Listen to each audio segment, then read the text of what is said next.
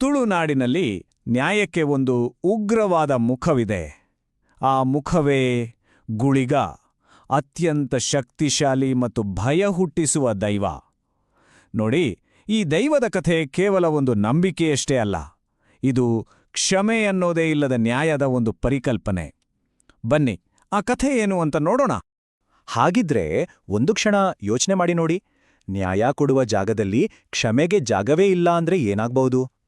ಈ ಒಂದು ಪ್ರಶ್ನೆಗೆ ನಾವು ಉತ್ತರ ಹುಡುಕ್ತಾ ಹೋದ್ರೆ ಗುಳಿಗ ದೈವದ ಸಂಪೂರ್ಣ ಸ್ವರೂಪವೇ ನಮ್ಗೆ ಅರ್ಥವಾಗತ್ತೆ. ಹಾಗಿದ್ರೆ ಈ ದೈವದ ಮೂಲ ಪಾತ್ರವಾದ್ರೂ ಏನು? ತುಳುನಾಡಿನ ದೈವಗಳ ಶ್ರೇಣಿಯಲ್ಲಿ ಗುಳಿಗನನ್ನ ನ್ಯಾಯದ ರಕ್ಷಕ ಅಂತಲೇ ಗುರುತಿಸಲಾಗತ್ತೆ. ತುಳುನಾಡಿನ ಭೂತಾರಾಧನೆ ಅನ್ನೋದು ಒಂದು ಜೀವಂತ ಸಂಪ್ರದಾಯ ಅಲ್ವಾ? ಇದರಲ್ಲಿ ಗುಳಿಗನಿಗೆ ಒಂದು ತುಂಬಾನೇ ವಿಶೇಷವಾದ ಸ್ಥಾನ ಇದೆ. ಆತ ಕೇವಲ ಪೂಜೆಗೊಳ್ಳೋ ದೈವ ಅಲ್ಲ, ಆತನೇ ನ್ಯಾಯದ ಕಟ್ಟಕಡೆಯ ಶಕ್ತಿ, ಯಾರೂ ಮೀರೋಕಾಗದ ಒಂದು ಕಾನೂನು. ಗುಳಿಗನನ್ನ ಕ್ಷೇತ್ರಪಾಲ ಅಂತನೂ ಕರೀತಾರೆ. ಅಂದ್ರೆ ಒಂದು ನಿರ್ದಿಷ್ಟ ನೆಲದ ದೈವಿಕ ಕಾವಲುಗಾರ. ತನ್ನ ಜಾಗದಲ್ಲಿರೋರನ್ನ ಕಣ್ಣಲ್ಲಿ ಕಣ್ಣಿಟ್ಟು ಕಾಯ್ತಾನೆ. ಆದ್ರೆ ಅದೇ ಜಾಗದಲ್ಲಿ ಯಾರಾದ್ರೂ ತಪ್ಪು ಮಾಡಿದ್ರೆ ಅವನಷ್ಟು ದೊಡ್ಡ ಶತ್ರು ಬೇರೆ ಯಾರೂ ಇರಲ್ಲ. ಇಷ್ಟೊಂದು ಉಗ್ರವಾದ ದೈವ ಹುಟ್ಟಿದ್ ಹೇಗೆ? ಅದರ ಕಥೆನೂ ಅಷ್ಟೇ ಭಯಾನಕವಾಗಿದ್ಯಾ? ಅದರ ಪೌರಾಣಿಕ ಹಿನ್ನೆಲೆಯನ್ನ ನೋಡಿದಾಗ ಉತ್ತರ ಹೌದು ಅಂತಾನೆ ಸಿಗುತ್ತೆ. ಈ ಗುಳಿಗನ ಹುಟ್ಟಿನ ಕಥೆಯೇ ತುಂಬಾನೇ ವಿಚಿತ್ರವಾಗಿದೆ. ಕಥೆ ಶುರುವಾಗೋದೇ ಕೈಲಾಸದಲ್ಲಿ. ಪಾರ್ವತಿಗೆ ಬೂದಿ ರಾಶಿಯಲ್ಲಿ ಒಂದು ವಿಚಿತ್ರ ಕಲ್ಲು ಸಿಗುತ್ತೆ. ಶಿವ ಅದನ್ನೋಡಿ ಸುಮ್ಮನೆ ಭೂಮಿಗೆ ಎಸ್ದುಬಿಡ್ತಾನೆ. ಆ ಕಲ್ಲು ಭೂಮಿಗೆ ಬಿದ್ದಿದ್ದೇ ತಡ ಅದರಿಂದ ಒಂದು ಭಯಾನಕ ರೂಪ ಜನ್ಮ ತಾಳುತ್ತೆ. ಅದೇ ಗುಳಿಗ.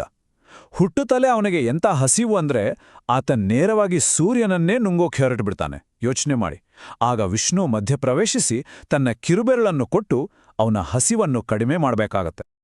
ಆಗ ವಿಷ್ಣುವಿಗೆ ಅರ್ಥವಾಗತ್ತೆ, ಇವನೊಳಗಿರೋ ಈ ವಿನಾಶಕಾರಿ ಶಕ್ತಿಗೆ ಒಂದು ದಾರಿ ತೋರಿಸ್ಬೇಕು, ಒಂದು ದೈವಿಕ ಉದ್ದೇಶ ಕೊಡಬೇಕು ಅಂತ. ಅಂದಿನಿಂದ ಗುಳಿಗ ಭೂಮಿಯಲ್ಲಿ ಧರ್ಮ ರಕ್ಷಣೆ ಮಾಡೋ ದೊಡ್ಡ ಜವಾಬ್ದಾರಿಯನ್ನ ಹೊತ್ಕೊಳ್ತಾನೆ. ಆದ್ರೆ ನ್ಯಾಯ ಕಾಪಾಡೋ ಈ ಕೆಲಸದಲ್ಲಿ ಗುಳಿಗ ಒಬ್ನೇ ಇಲ್ಲ. ಅವನಿಗೊಬ್ಬ ಪಾರ್ಟ್ನರ್ ಇದ್ದಾನೆ, ಪಂಜುರ್ಲಿ. ಇವರಿಬ್ಬರ ಸಂಬಂಧ ಇದೆಯಲ್ಲ, ಅದು ತುಳುನಾಡಿನ ನ್ಯಾಯದ ಪರಿಕಲ್ಪನೆಯನ್ನೇ ಪೂರ್ತಿಗೊಳಿಸುತ್ತೆ. ನೋಡಿ, ಪಂಜುರ್ಲಿ ಮತ್ತು ಗುಳಿಗ ಇಬ್ರೂ ನ್ಯಾಯದ ದೇವತೆಗಳೇ, ಆದ್ರೆ ಅವರ ದಾರಿನೇ ಬೇರೆ. ಪಂಜುರ್ಲಿ ಒಂದ್ ರೀತಿ ಶಾಂತ ಸ್ವರೂಪಿ, ಶಿಷ್ಟರನ್ನ ಕಾಪಾಡೋನು, ತಪ್ಪು ಮಾಡಿದವರಿಗೆ ಒಂದು ಕ್ಷಮೆ ಕೊಟ್ಟು ಇನ್ನೊಂದು ಅವಕಾಶ ಕೊಡ್ಬೋದು. ಆದ್ರೆ ಗುಳಿಗ ನೋ ವೇ. ಅವನ ಡಿಕ್ಷನರಿಯಲ್ಲಿ ಕ್ಷಮೆ ಅನ್ನೋ ಪದಕ್ಕೆ ಜಾಗ ಇಲ್ಲ. ಅವನ ನ್ಯಾಯದಲ್ಲಿ ಶಿಕ್ಷೆ ಗ್ಯಾರಂಟಿ. ಅದಕ್ಕೆ ತುಳುನಾಡಲ್ಲಿ ಒಂದು ಮಾತಿದೆ, ಪಂಜುರ್ಲಿ ಬಿಟ್ರೂ ಗುಳಿಗ ಬಿಡಲಾರ ಅಂತ. ಇದರ ಅರ್ಥ ತುಂಬಾನೇ ಸಿಂಪಲ್ ಮತ್ತು ಕ್ಲಿಯರ್ ಆಗಿದೆ.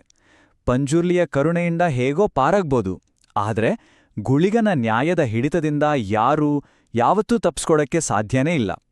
ಇದು ಒಂದು ರೀತಿ ಫೈನಲ್ ವಾರ್ನಿಂಗ್ ಇದಾಗಿ. ಹಾಗಿದ್ರೆ ಇಂಥ ರೌದ್ರಾವತಾರಿ ದೈವದ ಪೂಜೆ ಹೇಗಿರುತ್ತೆ ಅಂದಮೇಲೆ ಅದು ಕೂಡ ಅಷ್ಟೇ ಉಗ್ರವಾಗಿ, ಅಷ್ಟೇ ರೋಮಾಂಚಕಾರಿಯಾಗಿ ಇರಬೇಕಲ್ವಾ? ಆ ಆರಾಧನೆಯ ರೂಪವೇ ಗುಳಿಗನ ಕೋಲ. ಕೋಲ ಅಂದ್ರೆ ಬರೀ ಒಂದು ಡ್ಯಾನ್ಸ್ ಅಷ್ಟೇ ಅಲ್ಲ, ಅದೊಂದು ಪವಿತ್ರವಾದ ಆಚರಣೆ.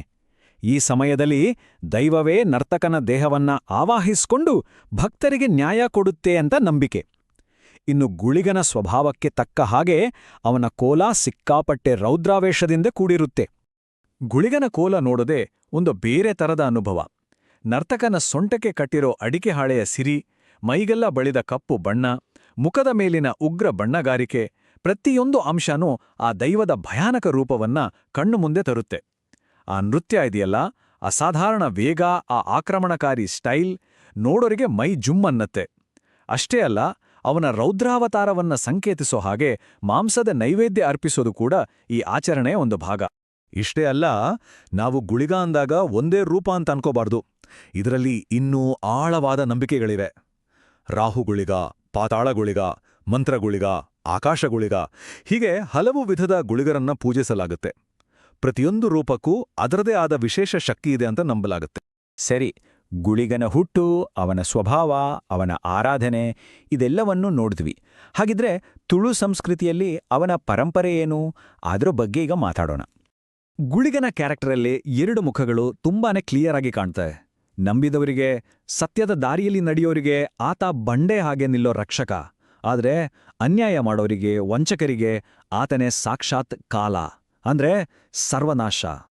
ಹಾಗಿದ್ರೆ ಗುಳಿಗನ ಅಸಲಿ ತತ್ವಾದ್ರೂ ಏನು? ಸಿಂಪಲ್ ಆಗಿ ಹೇಳೋದಾದ್ರೆ ಆತ ಅಬ್ಸಲ್ಯೂಟ್ ಜಸ್ಟಿಸ್ ಅಂದ್ರೆ ಸಂಪೂರ್ಣ ನ್ಯಾಯದ ಸಂಕೇತ. ಅವನ ಕಾನೂನಿನಲ್ಲಿ ಯಾವುದೇ ವಿನಾಯಿತಿ ಇಲ್ಲ.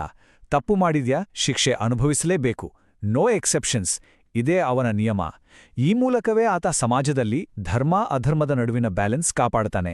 ಆದ್ರೆ ಒಂದು ನಿಮಿಷ ಯೋಚಿಸಿ, ಇವತ್ತಿನ ಜಗತ್ತಲ್ಲಿ ಸರಿ ಯಾವುದು ತಪ್ಪು ಯಾವುದು ಅಂತ ಹೇಳೋದೇ ಕಷ್ಟ. ಎಲ್ಲವೂ ಗ್ರೇ ಏರಿಯಾ. ಇಂಥ ಟೈಮಲ್ಲಿ ಗುಳಿಗನ ತರಹ ಕ್ಷಮೆಯೇ ಇಲ್ಲದ ಉಗ್ರ ನ್ಯಾಯಕ್ಕೆ ಜಾಗ ಇದೆಯಾ? ಈ ಪ್ರಶ್ನೆ ನಮ್ಮೆಲ್ಲರನ್ನೂ ಯೋಚನೆ ಮಾಡೋ ಹಾಗೆ ಮಾಡುತ್ತೆ ಅಲ್ವಾ?